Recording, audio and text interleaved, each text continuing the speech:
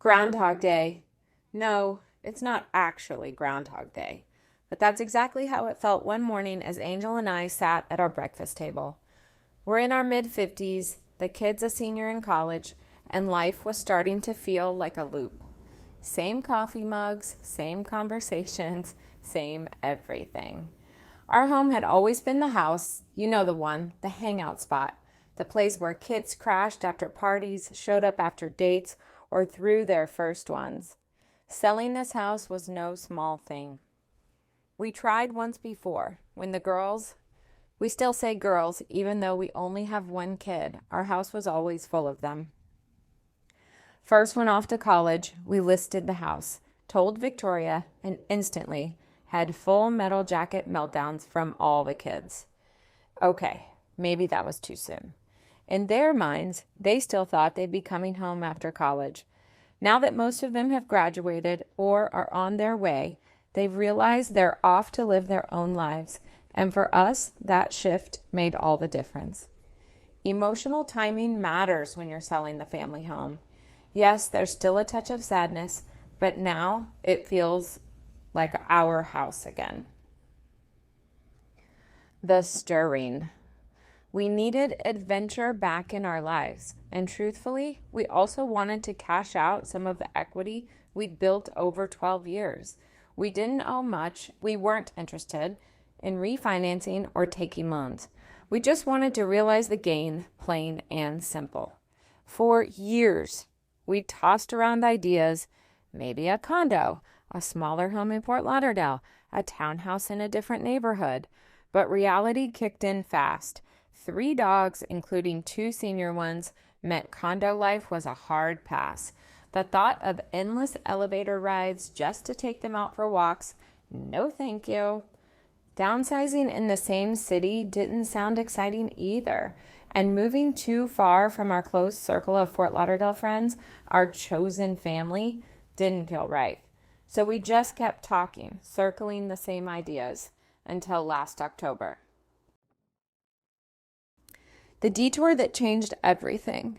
We were driving home from a wedding in Ponte Verde Beach, Florida, when it happened.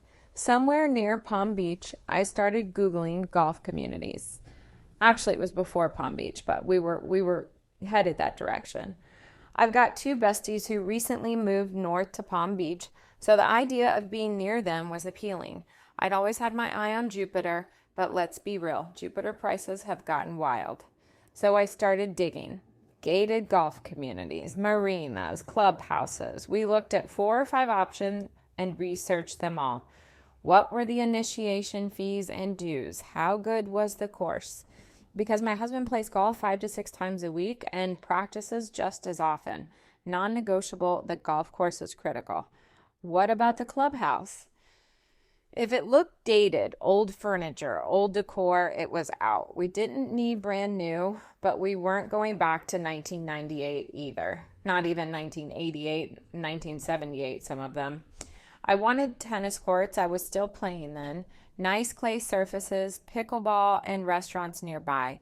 We scrolled through Google and Facebook photos like detectives, and we kept coming back to one place, Tesoro Club. Maybe we should just stop by on our way home, I said. Famous last words. If you've ever car shopped or house shopped with us, you already know how that story goes. The ride home. After visiting Tesoro, we spent the rest of the 75-minute drive home exchanging silent looks, the kind that say, are we really doing this? Could we actually do this? And we also said it out loud a few times. We've lived and worked in Fort Lauderdale for 20 years. Our roots run deep. But this next step wasn't about roots. It was about us. When we first got married, everything was about us. Then, as Tori hit her middle and high school years, life became all about her. Angel dove deeper into golf.